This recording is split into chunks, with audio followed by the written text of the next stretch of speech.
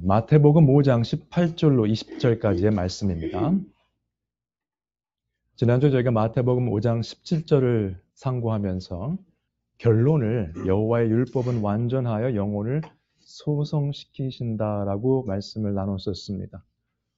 한어 성경에 소성시킨다, 소생시킨다라는 단어로도 번역이 됐습니다. 시편 23편에는. 그래서 우리의 영혼을 revive 시킨다는 거죠. 죽어있던 것을 다시 살린다, 그런 뜻입니다. 여호와의 율법, 하나님의 말씀은 능력의 말씀이기 때문에 죽었던 영혼들을 다시 살린다는 것을 기억하시면 앞으로의 신앙생활에 큰 도움이 되실 줄로 믿습니다. 오늘의 말씀은 하나님의 계명과 성도의 삶의 관계에 대해서 상고해 보도록 하겠습니다. 지난주에 17절, 18절을 통해서 예수님께서 분명히 말씀하셨죠. 구약의 말씀을 폐하러 온 것이 아니라 완전하게 하려 오셨다고 했고요. 그 다음에 다 이룰 것이다. 예언의 말씀은 1.1핵도 결코 없어지지 아니하고 다 이룰 것이다 라고 말씀하셨어요. 그 다음에 이제 19절에 이렇게 들어갑니다. 그러므로 누구든지 이 계명 중에 지극히 작은 것 하나라도 버리고 라는 표현이 나옵니다. 버린다고 하면은 그냥 포함 안 시키고 있던 것을 어디다가 버려버리는 그런 느낌이 드는데 그 단어를 좀 볼 필요가 있어요. 여러 가지 뜻이 있는데 loose 한다는 뜻이 있습니다. 좀 이렇게 좀 푼다 뭐 이런 뜻이 있거든요. untie 이런 뜻이 있는데 어디에 사용되냐면 여러 예가 있지만은 마가복음 1장에 이렇게 사용됐습니다. 세례 요한의 말이죠. 그가 전파하이르되 나보다 능력 많으신 이가 내 뒤에 오시나니 나는 굽혀 그의 신발끈을 풀기도 감당하지 못하겠노라. 잘 매듭이 지어져 있는 것을 푼다는 뜻이 있어요. 말씀에 이렇게 돼 있는 것을 좀 흐리게 설명할 수 있다는 부분이죠. 조그만 부분이라도 그대로 표현하지 않고 제대로 표현 못하는 그러한 것을 생각하시면 되겠습니다. 그래서 누구든지 계명 중에 지극히 작은 것 하나라도 버리고 대강 설명하면 안 된다는 거죠. 정확하게 매듭이 있으면 그 매듭이 있는 것을 설명해야 된다는 뜻입니다. 또 그같이 사람을 가르치는 자는 천국에서 지극히 작다 일컬음을 받을 것이요 누구든지 이를 행하며 가르치는 자는 천국에서 크다 일컬음을 받으리라. 그래서 두 가지 가르치는 자에 대한 이야기가 나옵니다. 그러면 그들은 어떤 사람인가 한번 살펴보도록 하겠습니다. 가르치는 자 넘버 원. 표현에 의하면 계명 중에 지극히 작은 것 하나라도 버리고 그같이 사람을 가르치는 자. 근데 이 사람들은 거짓 교사는 아니에요. 그러니까 거짓 교사와는 구별을 하셔야 돼요. 왜냐하면 성경 말씀을 가르치다 보면은 어떤 경우는 해석이 다른 경우가 있습니다. 예를 들어서 세례를 줄 때 물에 잠그는 게 맞느냐 아니면 이렇게 물을 뿌리는 게 맞느냐 이거 가지고 특별히 싸울 일은 아니에요. 물론 둘 다 맞는 건 아니죠. 정확히 가자면 하나가 맞고 하나가 조금 덜 성경적이겠죠. 비성경적이라기보다는. 그래서 그런 면에서 정확도가 떨어질 수 있다는 거예요. 이러한 자들은 천국에서 지극히 작다 일컬음을 받을 것이라 라고 표현했습니다. 거짓 교사들은요, 말씀을 의도적으로 잘못 가르치는 사람들입니다. 그런 사람들은 천국에 설 자리가 없어요. 그런 이런 사람들, 여기 말하는 이 사람들은 천국에서 지극히 작다 일컬음을 받을 것이다 라는 표현을 했기 때문에 천국에 가고 못 가는, 구원을 받고 못 받고의 문제는 아니라는 것을 구별하셔야 돼요. 그러면 어떤 사람들이 거짓 교사인가 한번 보겠습니다. 박스 안에 있는 거 같이 한번 읽으실까요? 시작. 누가 철학과 헛된 속임수로 너희를 사로잡을까 주의하라. 이것은 사람의 전통과 세상의 초등학문을 따르며 그리스도를 따름이 아니니라. 철학과 헛된 속임수라고 되어 있는데 좀 더 확대해서 보실 필요가 있는 게 왜냐하면 이것은 사람의 전통과 세상의 초등학문이라고 되어 있어요. 우리가 늘 해왔던 거. 예를 들면 각 나라마다 또 문화가 있겠죠. 그럼 우리는 문화적으로 이렇게 해왔던 거 이런 겁니다. 문화적으로 당연히 해야 될 건데 그런 쪽으로 가는 거죠. 성경을 해석할 때도 가르칠 때도. 그 다음에 세상의 초등학문이라고 했는데 영어 성경에는 the elemental spirits or principle 그거예요. 그러니까 세상적인 생각 전체를 포함하는 것으로 보시면 됩니다. 무엇이 됐던 간에. 왜냐하면 세상적인 생각은, 그 세상적인 원리는 절대로 그리스도를 따르는 것이 아니기 때문에. 그리스도를 따르지 않는 모든 다른 것은 거짓 가르침입니다. 다 비슷하게 가요. 말씀 하나 놓고 가르치는 거 듣다 보면 세상적인 원리를 가르치는 경우가 너무 많습니다. 세상적인 원리가 성경의 원리와 비슷한 경우가 많기 때문에 우리가 사용할 수는 있어요. 설명을 위해서. 그러나 그 위주로 가게 되면 그리스도를 따르는 것이 아니라는 거 분명히 구별하시기 바랍니다. 그 다음에 가르치는 자 두 번째 예입니다. 말씀대로 행하며 가르치는 자죠. 그런 사람들은 천국에서 크다 일컬음을 받으리라 라고 되어 있습니다. 가장 좋은 예가 에스라일 것 같습니다. 저희 함께 읽으실까요? 시작. 에스라가 여호와의 율법을 연구하여 준행하며 율례와 규례를 이스라엘에게 가르치기로 결심하였더라. 에스라는 학사로서 말씀을 가르치는 사람이었죠. 세상에 진정한 교사, 거짓 교사 포함해서 말씀을 가르치는 자들은 많습니다. 아직도 많아요. 말씀을 가르친다고 하는 사람들이. 그런데 성경에 나온 에스라와 다른 게 무엇인가? 그 사람들은 연구하고 가르치긴 하는데 준행하지는 않습니다. 말씀을 지켜 살진 않아요. 말씀을 연구해서 가르치면서 남들을 판단하는 것은 최고입니다. 프로페셔널들이에요. 그러나 스스로 그 말씀을 따라 살려고 하지는 않아요. 그게 문제죠. 그래서 에스라의 다른 점은 무엇인가 하면 말씀을 먼저 연구하고 연구한 것을 준행하며 가르치기로 결심했다는 거죠. 티칭에 달란트가 있다고 해서 다 가르치는 것은 마땅하지 않습니다. 왜냐하면 야고보서에 이렇게 나와 있습니다. 내 형제들아 너희는 선생된 우리가 더 큰 심판을 받을 줄 알고 선생이 많이 되지 말라라고 되어 있어요. 여러분 목회자들 혹은 말씀을 가르치는 사람들 좋아 보이시죠? 어떨 때는. 연구하고 가르치기만 하고 남들 판단하는 사람들은 즐겁습니다. 본인들이 지키지 않아도 되니까. 그리고 굉장히 대단한 사람처럼 보여요. 바리새인들처럼. 그러나 실제로 말씀을 준행하려고 하면 바리새인과 같이 살 수는 없습니다. 그리고 선생이 되면 더 큰 심판 받는 것을 알고 있다면 선생이 막 되려고 하지 않을 겁니다. 달란트가 있다고 해서. 일반 성도로 살면서 선생이 아니더라도 하나님의 심판을 생각하면 우리 삶이 바뀌게 돼 있죠. 선생으로서 말씀을 연구하고 가르치면서 또 목사로서 말씀 사역을 하면서 삶이 안 바뀐다. 문제가 심각합니다. 요즘은 말씀을 제대로 가르치는 목회자도 많지 않습니다만 가르친다고 하더라도 준행하지 않는다면 아무에게도 덕이 되지 않는 것이죠. 그러면 말씀을 가르치는 것은 선생이 많이 되지 말라고 했으니까 우리랑은 관계가 없는 것인가 라고 말씀하시면 안 됩니다. 왜냐하면 신명기 6장에 뭐라고 나왔죠? 내 자녀에게 부지런히 가르치며 집에 앉았을 때이든지 길을 갈 때이든지 누워있을 때이든지 일어날 때이든지 이 말씀을 강론할 것이며 부모는 말씀을 가르치고 강론할 책임이 있습니다. 아이들에게. 그러면 이것을 좀 확대 해석을 하시면 적용을 하자면 주변에 있는 사람들 중에 말씀을 모르는 사람들에게는 우리가 말씀을 가르치고 강론하셔야 돼요. 그러려면 내가 먼저 연구하고 준행하셔야 됩니다. 내가 행하지 않으면서 가르치는 것은 위선입니다. 내가 성경적 지식을 가지고 있는 것. 지난주에 말씀드렸죠? 성경에 대해서 공부를 해서 마치 내가 지식이 많은 것처럼 생각하는 경우가 너무 많은데 실제 삶이 뒷받침이 안 된다면 그것은 그야말로 지식에서 끝납니다. 그래서 요즘 신학자들이 신학교에서 가르치는 신학자들 가운데 믿음이 없는 사람들이 많다는 이유가 그래서 나오는 겁니다. 평생 말씀 연구한 사람들이에요. 그 사람들. 말씀의 배경과 랭귀지와 사회적인 상황, 각 챕터별 주제 다 알아요. 이사야서의 구조 다 압니다. 다 꿰뚫고 있죠. 근데 믿음은 없는 사람들이에요.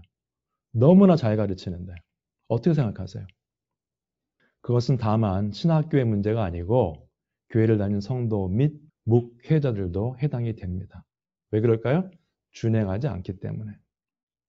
적용을 해보겠습니다. 말씀의 중요성이죠. 좀 길지만 함께 읽으실까요? 시작. 내가 내 자유로 말한 것이 아니요 나를 보내신 아버지께서 내가 말한 것과 이룰 것을 친히 명령하여 주셨으니 그는 그의 명령이 영생인 줄 아노라. 그러므로 내가 이루는 것은 내 아버지께서 내게 말씀하신 그대로니라 하시니라. 예수님께서도 하나님이시지만은 이렇게 말씀하셨어요. 내가 내 뜻대로 말하는 것이 아니고 나를 보내신 아버지께서 내가 무엇을 말할지를 친히 명령해 주셔서 그 말씀을 전한다는 거죠. 왜 전하는가? 그의 명령이 영생이기 때문에. 하나님의 말씀이 영생이기 때문에. 그러므로 내가 이루는 것은 예수님 말씀입니다. 내 아버지께서 내게 말씀하신 그대로니라 하시니라. 그럼 예수님께서 그렇게 하셨다면 목회자들은 어떻게 될까요? 성경 말씀에 나오는 그대로 전해야죠. 제가 지난주에도 어떤 신앙생활을 평생 하신 분이에요. 다른 교회 다니시는 분이신데 권사님이시고 부활에 관한 부분에 대한 대화를 했었습니다. 근데 부활에 대한 부분에 대해서 잘못 이해하신 부분이 있어서 제가 성경 말씀 데살로니가 전서 4장을 이렇게 써서 문자를 보내드렸어요. 뭐라고 답장이 왔을까요? 이게 말이 되냐? 말도 안 되는 소리 하지 마라. 제 얘기가 아닌데요. 성경 말씀을 갖다 드려도 평생 신앙생활 하시고 권사님이신데 말이 되냐는 거죠. 성경 말씀. 타이틀과 관계가 없어요. 성경 말씀을 안 믿으면 그건 신앙생활 하는 게 아닙니다. 기본적인 내용부터 거부를 하시는 거예요. 나중에 기회가 되면 제가 설명을 드리겠다고 말씀을 드리긴 했습니다만 문제가 심각하더라고요. 그래서 성경 말씀을 전할 때 그 말씀하신 그대로 전해야 될 것이고 그 말씀하신 그대로 전해졌을 때 아멘으로 화답하는 것이 진정한 교회의 모습이 될 것입니다. 내가 듣고 싶은 이야기를 듣고자 교회에 나오는 것은 아니죠. 그래서 말씀과 교회를 보시면 The Bible is the Word of God. 성경 말씀은 하나님의 말씀이다. 성 어거스틴이 이렇게 말을 했어요. 성경이 말을 하면 하나님께서 말씀하시는 것이다. When the Bible speaks, God speaks. 파스터가 성경 말씀이 여러분께 전해지도록 하는 것이 가장 중요한 역할입니다. 제가 예전에도 한번 예를 드렸었죠. 드와이트 무디가 그런 말을 했습니다. 성경 말씀은 우리에 갇혀 있는 사자와 같다. 그럼 무슨 뜻인가 하면 목회자는 그 우리의 문을 그냥 열어주면 돼요. 말씀, 사자가 나가서 일을 다 하는 거죠. 근데 요즘 어떻죠? 그거 절대 안 엽니다. 사자의 소리는 들리죠. 갇혀 있어도. 그 앞에 누가 나와 있습니까? 목회자가 나와 있죠. 여러분들은 주로 목회자를 보시게 됩니다. 요즘 세상에서는. 잘못된 거죠. When the Bible speaks, God speaks. 저런 마음이 있어야 되는 것이고요. 설교에 관한 책이었는데 이 책을 쓰신 분이 이렇게 얘기를 했어요. 하나님의 말씀이 정확히 어떤 뜻인지를 이해하게 된다면 하나님께서 무슨 말씀을 하시고자 하는지 이해할 수 있다. 그런 말을 했어요. 괄호치고 이 저자의 생각입니다. I don't believe that many evangelicals as well as liberals really believe this. 무슨 말인가 하면 자기 생각에는 많은 복음주의자들과 진보죠. 어떻게 보면 자유주의 신학을 하는 사람들은 이것을 믿지 않는다는 겁니다.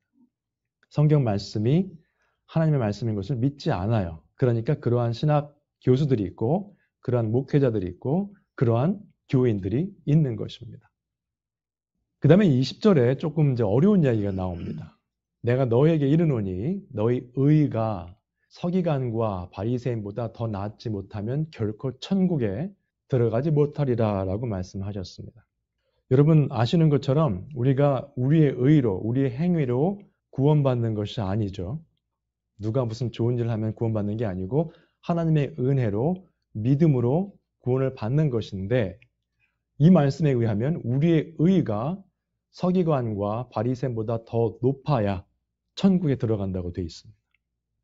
그 유대인들의 율법을 보시면은 보통 613개라고 하죠. 그래서 그 사람들이 그 구약에 있는 율법을 정리를 쭉 한 거 보면 248개는 뭐뭐뭐 해야 되는 거예요. 해야 되는 거 248개. 하면 안 되는 거, 하지 말아야 될 것이 365개에서 합이 613개입니다. 플러스 전통. 엄청 많죠? 얼마나 피곤했을까요? 지키고 안 지키고 뭐 해야 되는 이런 여러 가지 때문에. 그러면 서기관과 바리새인들은 그 율법과 전통에 정통한 사람들이에요. 그것만 밤낮 연구하고 지키려고 애쓴 사람들인데 우리가 그리스도인들이 오늘날로 치면 그들보다 의로워야 돼요. 더. 어떻게 생각하세요? 그 사람들은 그것만 연구하는 사람들인데 저희는 지금 직장도 있고 뭐 할 일 많잖아요. 이거를 다 기억해서 지켜야 될 걸, 하지 말아야 될 걸 다 지키는 분들이 얼마나 있을까요? 비교를 해본다면 그들과. 이게 어떻게 가능한가? 가능한 말입니다. 어떻게 가능할까요? 같이 한번 읽으실까요? 시작. 또 새 영을 내 소리 속에 두고 새 마음을 너희에게 주되 너희 육신에서 굳은 마음을 제거하고 부드러운 마음을 줄 것이며 하나님께서 우리에게 새 영과 새 마음을 주시겠다고 말씀하셨고요. 그 다음에 너희 육신에서 굳은 마음을 제거하고 부드러운 마음을 주겠다고 말씀하셨습니다. 하나님의 은혜죠. 우리가 하는 것이 아니고 시작이 하나님의 은혜입니다. 그 다음에 계속 읽으실까요? 시작.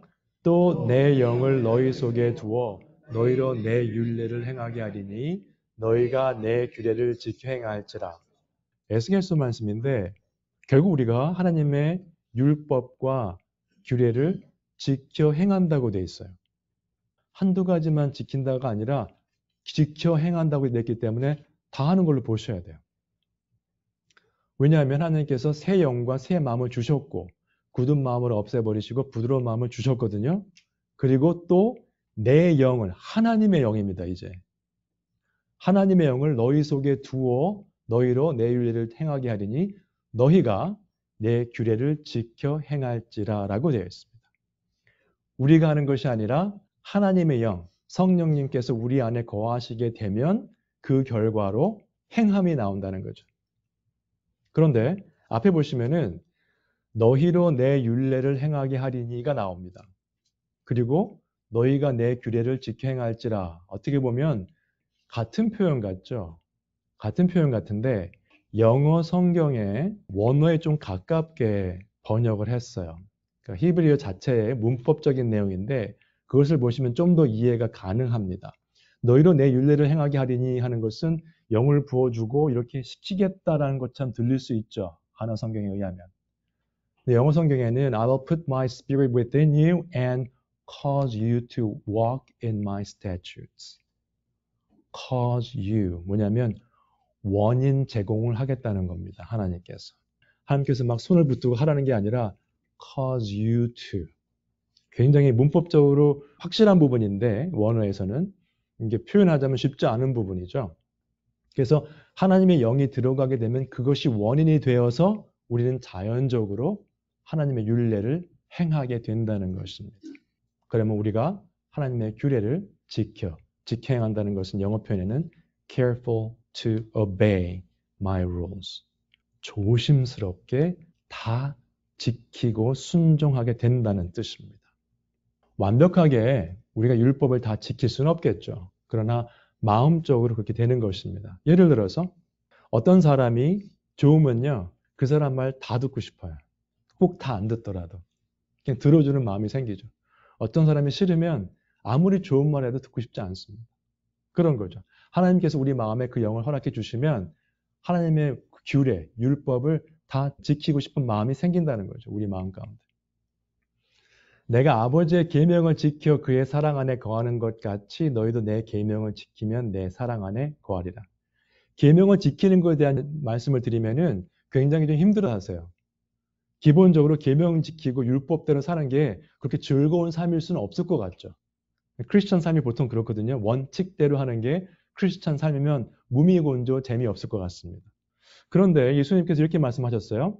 내가 아버지의 계명을 지켜 그의 사랑 안에 거하는 것 같이 예수님께서 하나님의 말씀을 지켜서 하나님의 사랑 안에 거하셨어요.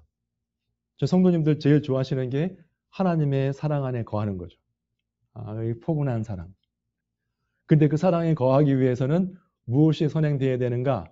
계명을 지키시는 게 선행되어야 돼요. 예수님께서 말씀하신 거거든요. 그래서 예수님의 사랑 안에 거하려면 어떻게 된다고요? 너희도 내 계명을 지키면 내 사랑 안에 거하리라. 계명은 안 지키고 사랑 안에 거하겠습니다 하는 것은 무리한 요구입니다. 성경적이지 않은 요구예요. 내 모습 이대로 그냥 하나님 사랑 안에 거하겠습니다. 그건 우리의 요구죠. 하나님의 말씀이란 관계가 없는 이야기입니다. 그리고 내가 이것을 너희에게 이름은 내 기쁨이 너희 안에 있어. 예수 그리스도의 기쁨이죠. 조금 전에 에스겔서는 하나님의 영이 우리 안에 거하는 것인데 내 기쁨이 너희 안에 있어 너희 기쁨을 충만하게 하려 함이라 말씀하셨어요. 계명을 지켜서 예수 그리스도의 사랑 안에 거하면 예수님의 기쁨이 우리 기쁨이 되고 우리 기쁨이 충만하게 된다는 것입니다. 계명을 지키는 삶은 기쁨 충만한 삶을 뜻합니다. 여러분 보통 사랑을 많이 받고 자란 사람이나 사랑을 받고 사는 사람들을 보시면 보통 표정이 밝아요. 주위에 그런 분이 없으신 것 같은데 사랑을 많이 받고 자랐거나 사랑을 받고 계신 분들은 표정이 밝아요. 사람이 좀 어둡고 기쁨이 없어 보이는 사람들이랑 같이 있으면요 물듭니다. 우리도 표정이 그렇게 돼가요. 예를 들어서 뭐 남의 험담 좋아하는 사람이랑 같이 어울리면 같이 하게 됩니다. 물들죠. 그것도 금방 물이 듭니다. 표정이 어둡고 그렇게 하면은 사람들이 같이 힘들어지거든요. 근데 표정이 밝고 늘 세상적으로 보면 긍정적인 거죠. 기쁨이 있는 사람들을 만나면 여러분들 어떻게 반응하세요? 기쁨 충만한 사람, 표정이 밝은 사람 만나면 어떻게 반응하십니까? 질투하죠? 왜 저렇게 살지? 기분 나빠요. 같이 물들 생각은 안 하고 기분 나빠합니다. 그죠? 같이 그냥 동화되세요. 같이 기쁨을 누리시기 바랍니다. 안 좋은 거는 금방 배우는데 말씀을 안 드려도 그 좋은 거는 이렇게 좀 영향을 많이 안 받으시는 것 같아요. 그런 데는 물 드셔도 됩니다. 그런데 더 아름답고 감사하고 기쁨이 넘치는 삶은 어떤 삶인가 하면 사랑을 베푸는 삶입니다. 사랑을 베푸는 삶이에요. 결국은 사랑을 베푸는 삶을 사셔야 되는데 제가 다음 장에 설명을 드리겠습니다만 더 설명드리겠지만 사랑을 베풀려면 사랑을 받으신 적이 있어야 돼요. 내가 사랑받은 적이 없으면 베풀 사랑이 없습니다. 내가 예수님의 제자로 살면서 성령 충만해지면 그 충만함을 나눌 수 있어요. 그 기쁨을 나눌 수가 있는데 이론적으로는 알면서 하나도 기쁨이 없으면 그 기쁨이 나눠줄 수 없죠. 말씀을 강론하면서 우리 성도로서 교회에 이렇게 참석하시면서 삶 가운데 기쁨, 충만함이 없다면 우리는 저 말씀대로 의하면 예수님의 사랑 안에 거하는 것도 아니고 예수님의 기쁨도 없는 삶이고 결국 하나님의 사랑에 거하지 않는 삶이란 말밖에 안 됩니다. 평신도가 됐건 목회자가 됐건 똑같아요. 제가 지금 10여 년 동안 들어온 이야기이기 때문에 한번 또 말씀을 드리겠습니다. 교회는 성도들의 모임이죠. 이런 교회, 지역교회는 목회자 포함, 목회자는 딱 따로 있는 것이 아닙니다. 그러면 각 성도들 개인적으로 보시면 가정, 교회 여러 가지 관계가 많습니다. 세상에. 우리가 교회에만 24시간 있는 것이 아니기 때문에 맡겨주신 가정이 있고 뭐 직장이 있고 여러 가지 일들이 있죠. 그러면 성도 개개인으로 볼 때 또 가정 레벨에서 볼 때 사랑, 지금 말씀드렸던 사랑과 기쁨이 있다면 개인적으로 그다음에 가정에 그런 사람들이 직장과 사업체에서도 사랑과 기쁨을 누리고 나눌 수 있겠죠. 그런 개인들이 많이 있는 교회는 사랑과 기쁨이 넘치겠죠. 예를 들어서 교회에 사랑이 부족합니다라는 말을 하신다면 개인적으로 사랑과 기쁨이 없는 성도가 더 많다는 이야기입니다. 그 교회는. 집에, 가정에서 보면 예를 들어서 아버지 혼자 기쁨과 사랑이 충만하고 나머지 식구들이 그렇지 않다면 어떻게 되겠습니까? 집안 전체 분위기가. 별로 그렇게 바람직하지 않겠죠. 직장도 마찬가지입니다. 어디에 가나 그러한 마음을 가진 개인들이 많을수록 사랑과 기쁨이 넘치게 되어 있습니다. 여러분들의 가정, 일을 하신다면 직장과 사업체, 여러분들이 지금 섬기고 계신 우리 신실한 교회, 또 온라인에 계신 분들은 본인들이 섬기시는 교회가 어떠한 모습인지 한번 생각해 보시기 바랍니다. 거기에 사랑과 기쁨이 넘치시길 주님의 이름으로 축원드립니다. 오늘 말씀을 보시면은 이렇게 말씀하셨어요. 내 계명은 곧 내가 너희를 사랑하는 것 같이 너희도 서로 사랑하라 하는 이것이니라 라고 말씀하셨어요. 보통 대화를 하다 보면 이 말씀을 많이 사용합니다. 너희도 서로 사랑하라. 이웃을 내 몸처럼 사랑하라 하시지 않느냐? 그것을 말씀하셔요. 맞습니다. 그런데 조금 전에 설명드렸던 부분을 다시 기억하셔야 돼요. 이걸 같이 한번 읽으시죠. 박스에 있는 것을 시작. 예수께서 이르시되 네 마음을 다하고 목숨을 다하고 뜻을 다하여 주 너의 하나님을 사랑하라 하셨으니 이것이 크고 첫째 되는 계명이요. 둘째도 그와 같으니 내 이웃을 내 자신같이 사랑하라 하셨으니. 가정이 되었던, 직장이 되었던, 교회가 되었던 이웃을 내 자신과 같이 사랑하려면 먼저 우리 주 하나님을 사랑하셔야 돼요. 마음과 목숨과 뜻을 다해서. 그게 선행되지 않은 상태에서는 이웃을 사랑한다고 하는 그러한 모습은 위선일 뿐입니다. 세상에서 하는 것과 똑같아요. 밥 한 번 사주고 좋은 얘기하고 그러고 끝입니다. 그것은 성경에서 말하는 사랑이 아니에요. 근데 우리는 항상 이웃 사랑에 대한 생각만 합니다. 예수님께서 분명히 크고 첫째 되는 계명은 내 마음을 다하고 목숨을 다하고 뜻을 다하여 주 너의 하나님을 사랑하라고 말씀하셨어요. 마음을 다하고 목숨을 다하고 뜻을 다해서 내 비즈니스를 사랑하시는 분이 더 많습니다. 사실은. 내 자녀를 사랑하시는 분이 더 많아요. 하나님보다. 그러니까 당연히 두 번째 계명이 이루어질 수가 없죠. 삶 가운데. 예수님께서 첫째라고 하신 것은 그게 더 중요하다는 이야기입니다. 순서가 있다는 이야기예요. 두 번째가 먼저가 될 수는 없죠. 첫 번째가 첫 번째고 두 번째는 두 번째입니다. 여러분들 삶 가운데 가정과 직장과 교회에서 먼저 계명을 지키셔서 예수님의 사랑 안에 거하시기 바랍니다. 그래서 예수님의 기쁨을 충만하게 누리시는 그러한 삶을 통해서 정말 사랑과 기쁨이 넘치는 가정, 사랑과 기쁨이 넘치는 직장과 사업체, 그 다음에 하나님께서 맡겨주신 교회에서 사랑과 기쁨이 넘치는 그러한 섬김을 통해서 함께 동역하고 자라가는 우리 모두가 되시기를 주님의 이름으로 축원드립니다.